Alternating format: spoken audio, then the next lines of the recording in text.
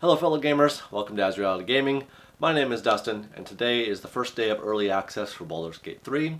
I'm going to be giving you my first initial impressions of the game for about the first hour or so. I'm really excited about this game. I hope you guys are too. Let's get into it.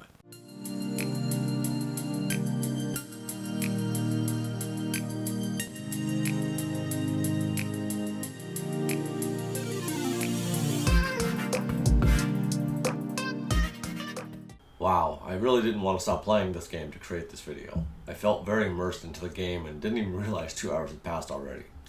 Character creation seemed a little daunting at first, and I imagine even more so for someone who isn't familiar with 5th edition D&D. Although there are plenty of tooltips to help you if you hover over, I was hoping I'd get a bit more control over my stats than what was provided, or at least the option to do a random number generator. The races all looked interesting, and of course, each one you pick has different racial modifiers that can help or hinder depending on what class you pair it with. Some races are better suited for specific classes, and I chose to play a drow, as I've always liked their dark nature, and thus pairing with a warlock class seemed the best option. Customizing your character's appearance was detailed, but again, felt like some variants were missing.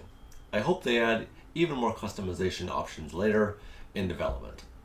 I like the option to change your height, weight, facial adjustments, but for now, this is plenty good, and I was able to pick a look that was pleasing. The game starts off with the usual cinematics that we've seen before, but still, each time I watch these, I'm totally drawn in and hooked. These are some of the coolest cinematics I've seen in a long time. It's like watching a movie where you are part of the story. I got so used to the cinematics that when the top-down view of the game first comes up, it felt a little jarring. I was not ready to leave that high level of detail provided in the cutscenes and character interactions.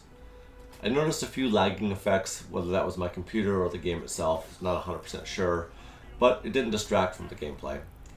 Once in the actual top-down gameplay mode, it feels a lot like Divinity Original Sin 2, with the camera angles and rotation and movements. I'm not used to this style of camera angles, so it has taken a little bit of effort on my part to get used to it.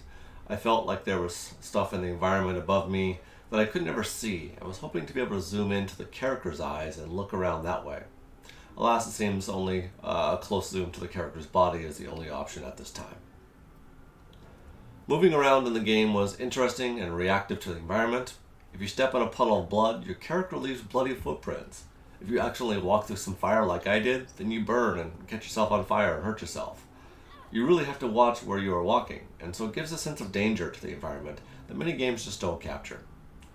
It helps to know that the left Alt button also allows you to see what you can interact with on the screen or in the environment. This will help you from missing things or making mistakes. As for the combat, it is turn-based and felt fluid enough. Lots of options available to the characters on how you want to fight. Again, if you aren't familiar with 5th edition D&D, you might not understand what a bonus action is or an attack of opportunity, but I imagine with enough time blundering through the game, you'd figure it out. Speaking of blunders, I thought I'd be clever and try to blast this large stone hanging over me in the game, not realizing it would fall and crash through the floor, killing my character with the impact damage. I laughed heartily at that, and luckily I had a cleric NPC with me to resurrect. The ability checks seem fun, and I find myself yelling at the screen saying things like, "Come on baby, daddy needs a new pair of shoes," and "Roll high!" I really like the ability checks and honestly want to do more of them in game. Any dialogue I find with the ability check, I automatically choose that, even if I don't think I'll succeed. Leveling up seems simple enough and gives you some limited control on what you want to add. You can go with the default, which is honestly probably the best choice, or allows for some control over spells and abilities. I haven't gotten a chance to adjust equipment yet, but I imagine from some of the loot I've gotten in so far, there's an upgrade or two for characters in my party. Overall, the gameplay feels smooth and engaging, and I find myself wanting to interact with everything in the game. If I do this game is going to take years to beat. Side quests always suck me in and prevent me from finishing the game. I'll really need to stay focused on this one in order to be able to see the full main storyline unfold. The music in the game is eerie yet subtle, that truly enhances your experience and doesn't detract from it. Some of the battle music can seem a bit repetitive, but it feels like it is trying to amp you up. The sound effects was awesome. I really enjoyed the spellcasting sounds. Even the smallest, lowest level spell felt powerful and deadly. Environment sounds were also there, and again seemed to be just the right amount as not to be too distracting from the game.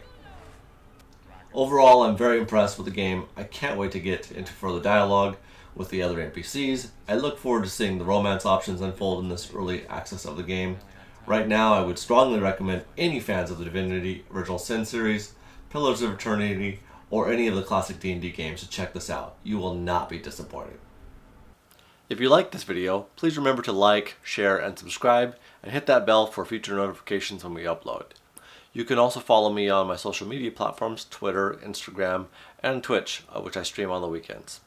Alright guys, well, thanks so much for watching, and we'll see you next time.